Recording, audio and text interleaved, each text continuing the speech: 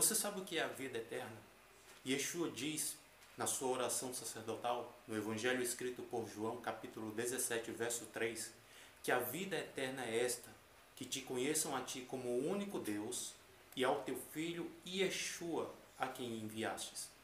Infelizmente nós vemos aí as variantes religiosas, cada uma defendem o seu ponto de vista doutrinário e teológico, entendendo assim que conhecem ao Deus das Escrituras, quando na verdade o que eles conhecem é apenas uma caricatura projetada pelos homens.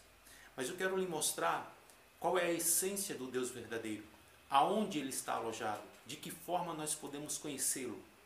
Fica comigo até o final desse vídeo para que você saiba a origem daquilo que é chamado de cristianismo e como o Eterno, o Deus dos céus e da terra, o Deus de Israel, está longe desse sistema religioso.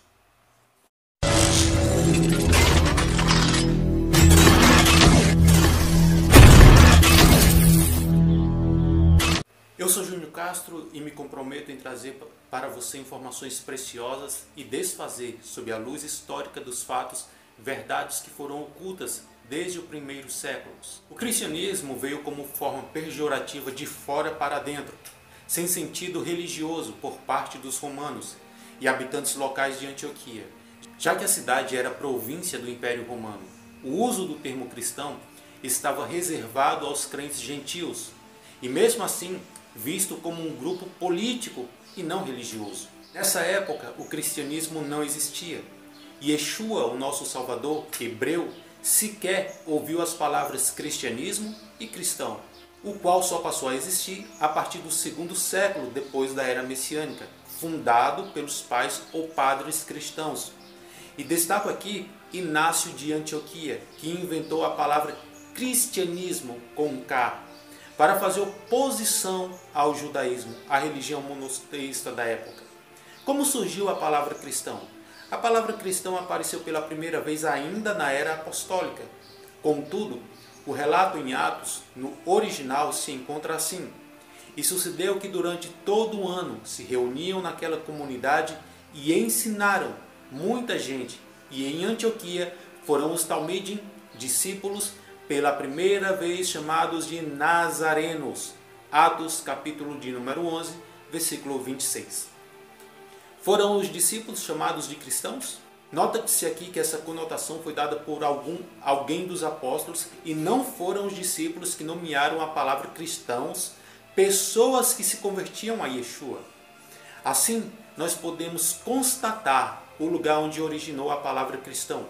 Foi em cidades romanas, como um termo gozador, que veio por parte dos pagãos aos apóstolos, mas que na verdade as pessoas que tinham fé e se convertiam aos ensinamentos dos apóstolos, eles eram chamados pelos grupos que não criam em Yeshua de Notziri ou Nazarenos, e não de cristãos.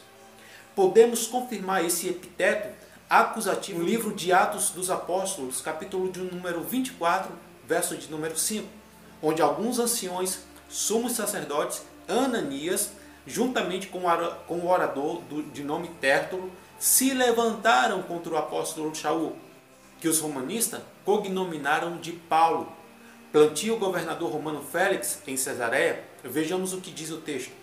Temos achado que este homem é uma peste e promotor de sedições entre todos os judeus, por todo o mundo, e principalmente defensor da seita dos Notziri, Nazarenos. Logo, evidentemente, nesse período não existia o termo cristão, e nem tampouco o cristianismo. Os nazarenos eram crentes judeus e gentios que congregavam juntos no mesmo ambiente congregacional. As leis da Torá eram vividas por eles. Através de Yeshua HaMashiach, eles conheciam aquilo que os apóstolos ensinavam para ele. Havia também outros conceitos na época para os seguidores de Yeshua, que eram denominados de seitas do caminho. Crentes em Yahvé, irmãos e discípulos, que santos da congregação de Yahvé, como podemos também provar em Atos, capítulo de número 5, verso 14, capítulo 6, versículo 3, capítulo 9, verso 2, capítulo 19, verso do 9 ao 23. Também está relatado na Carta aos Crentes em Roma, capítulo de número 6, versículo de número 22, Filipenses, capítulo de número 1, versículo de número 1. Então sabemos que os novos convertidos em Yeshua eram chamados por todos os conceitos, exceto cristãos. Isso nos faz concluir que os seguidores de Yeshua não eram cristãos, eram Notziri ou Naziri, nazarenos. Na verdade, o cristianismo veio como sendo uma falácia dos séculos. A grande Babilônia, ninguém de maneira alguma vos engane, diz o texto, porque não será assim, sem que antes venha a apostasia e se manifeste o homem do pecado, o filho da perdição. 2 Tessalonicenses, capítulo 3, capítulo 2, versículo de número 3. Porque virá tempo em que não suportarão a sã doutrina, mas, tendo comichão nos ouvidos, amontoarão para si doutores conforme as suas próprias concupiscências. Segunda carta a Timóteo, capítulo de número 4, versículo de número 3. Os teólogos, então, assim, bem como a conceituação histórica, asseguram que o cristianismo é a extensão da igreja primitiva. Será que isso procede? Será que isso principiou com Yeshua HaMashiach se propagando com os ensinamentos dos discípulos? Mas veja, no entanto, ao examinar mais detalhadamente as entrelinhas da contextualização bíblica e histórica, podemos constatar que o cristianismo, desde o começo, foi criado para fazer oposição ao judaísmo, contradizendo com a afirmação histórica de que está ligado com as raízes judaicas. A esse respeito, o bispo Inácio, ele declarou: pois se continuarmos a viver conforme a lei judaica, está confessando que não recebemos a graça. Mas se alguém pregar a lei judaica a vocês, não lhe dê ouvidos. Os trechos desta carta nos assegura com tal exatidão que a religião cristã foi criada para se opor, no primeiro século da era apostólica, à congregação que estava completamente ligada com as suas raízes judaicas. Afinal, Yeshua é judeu, sempre será um judeu e jamais veio para o mundo fundar uma nova religião. O baldrame dos seus mandamentos eram os ensinamentos que vinham da Torá, que é o ensino e a instrução de Yahweh. Uma pequena pausa para um importante recado e logo após nós retornamos para a conclusão deste estudo. Se você ainda não é inscrito neste canal, quero lhe pedir para inscrever-se aqui embaixo no botão vermelho, ative todas as notificações e compartilhe o nosso conteúdo com as pessoas que você gosta. Assim, elas também terão a compreensão sobre as verdades bíblicas.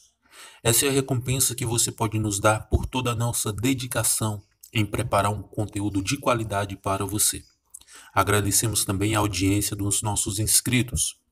Júnior, volto com você para a conclusão do estudo. Logo, eles não poderiam ser diferentes. Os primeiros crentes eram todos judeus ou prosélitos gentios que recebiam e praticavam um só mandamento e acreditavam em um só Elohim, ou Deus, e proclamavam as orações judaicas todos os dias, diga-se de passagem. Então esses crentes, tanto judeus como os gentios, não abandonaram as raízes judaicas, até mesmo porque existiam estatutos perpétuos do próprio Yahweh que não deveriam ser esquecidos e nem tampouco substituídos ou modificados. A esse conceito, Yeshua disse: eu não falo de mim mesmo, a minha doutrina não é minha, mas daquele que me enviou, e se alguém quiser fazer a vontade dele, pela mesma doutrina, conhecerá se ele é de Yahvé ou se de fato, se ele é de Yahweh ou se falo de mim mesmo. Yohanan, João capítulo 7, versículo 16 e 17. O versículo é bem claro. A doutrina ensinada por Yeshua não era dele, e sim de Yahvé, pois ele era o número 8, simbolizando que eles tinham a mesma vontade, os mesmos propósitos e desejos.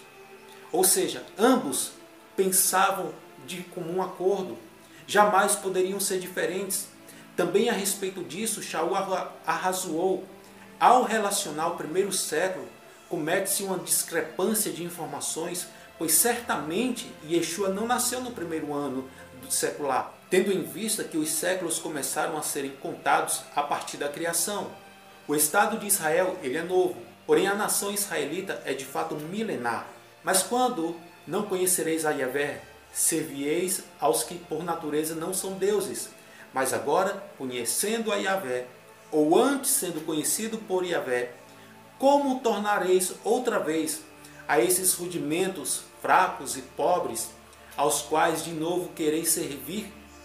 Guardais dias e meses e tempos e anos? Gálatas capítulo 4, versículo 9 e 10. Guardais dias, meses, tempos e anos. Esta é a afirmação do Talmide Shaul, o discípulo chamado de Paulo. Jamais foi uma crítica aos estatutos de Yahvé, como pregaram os falsários da palavra, contrariamente dizendo que o apóstolo Shaul, ele adverte, se alguém queria voltar aos rudimentos pobres e fracos, mundanos, ou seja, servir a outros deuses, porque agora eles conheciam a Yahvé. E assevera ainda, essas pessoas aguardar os dias, meses, tempos e anos, pois agora eles conheciam a um Deus pessoal, o próprio Criador dos céus e da terra, o Deus de Israel. As solenidades hebraicas, tais como a Pessa, a festa dos tabernáculos, a festa das primícias de Pentecostes, são estatutos perpétuos entre pais e filhos hebreus, e certamente todos os gentios também participavam, porque Yahvé, desde os tempos mais antigos, tinha exigido isso, que os estrangeiros que peregrinavam em Israel teriam que cumprir os estatutos. Ou seja, os estatutos dados a Israel. Portanto, se a congregação eles eram unidos, conclui-se de modo algum, gentios e judeus crentes poderiam estar separados pela conjuntura mais óbvia. Yeshua não veio trazer um mandamento novo.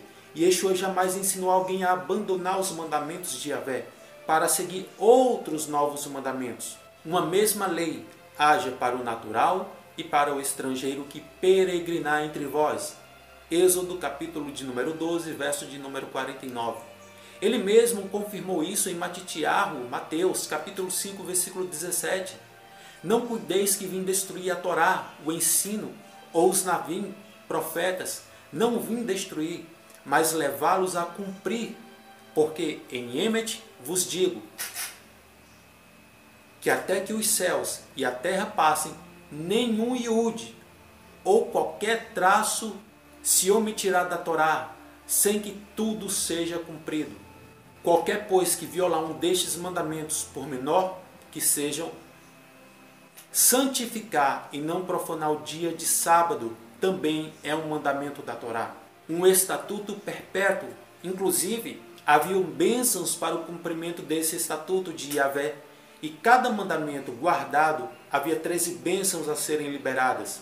As pessoas recebem a chuva, a colheita, os frutos das árvores do campo, habitação segura na terra, Shalom, que é a paz, e a mais gloriosa de todas as bênçãos era o próprio Yahvé andar entre eles. Havia também maldições para Israel se eles descumprissem, estariam anulando a aliança dos estatutos de Yahvé. Então seriam castigados, como de fato terrivelmente eles foram castigados, espalhados pelas nações estrangeiras. Levíticos capítulo 26, versículo de número 2. As orientações de Yeshua aos seus apóstolos era de resistir ao mal e oferecer também o outro lado da face, no sentido de retribuir o mal com o bem. Bendizer a quem vos maldizem, fazer o bem aos que vos odeiam, orar pelos que vos maltratam e vos perseguem. Mateus capítulo 5, versículo de número 39. Contrariando esses preceitos, o cristianismo foi o responsável pelo pior genocídio da história. O que vem provar de maneira cabal que o movimento Netzarim, os nazarenos do primeiro século, não eram e nunca jamais foram cristãos, ou parte do cristianismo. Até mesmo porque como pode um cristão perseguir outro cristão? Definitivamente não há lógica sob um ponto de vista racionalista. e crítico sobre esse respeito, mais argumentativas, mais admissíveis e aceitáveis pelo latrocínio que o cristianismo propôs, e certamente de se criar uma teoria de demonstração contextual que os povos dos movimentos nazarenos são os hereges e permaneciam fiéis aos ensinamentos apostólicos, como disse Hegesípio, quando eles, os nazarenos, recusaram as novas interpretações dos ditames da teologia helenista de Inácio, iniciavam aí realmente as perseguições e mortes. A história nos conta que os primeiros séculos, o cristianismo ele era marcado por contínuas investidas. Ora, sem pretensão de ser repetitivo, como pode cristão perseguir cristãos? Na verdade, não eram os cristãos os perseguidos, os ultrajados, mas seguramente os que perseguiam os judeus, esses sim eram cristãos. Eles perseguiam os judeus e gentios que se convertiam ao testemunho do Messias Yeshua, aqueles que acreditavam na inviolabilidade das boas novas. E que tudo isso, meus amigos, nos sirva de máximo alerta para sermos como eram os bereanos e não sermos enganados por tradições humanas que são colocadas acima das escrituras sagradas. Isso nos faz entender que toda a doutrina, todo o sofisma cristão não passa de narrativas falaciosas. Eu vou ficando por aqui, agradeço por sua audiência, espero você no próximo vídeo, que a paz e a bênção do Eterno seja sobre você e sobre a sua casa, em nome de Yeshua HaMashiach. Amém.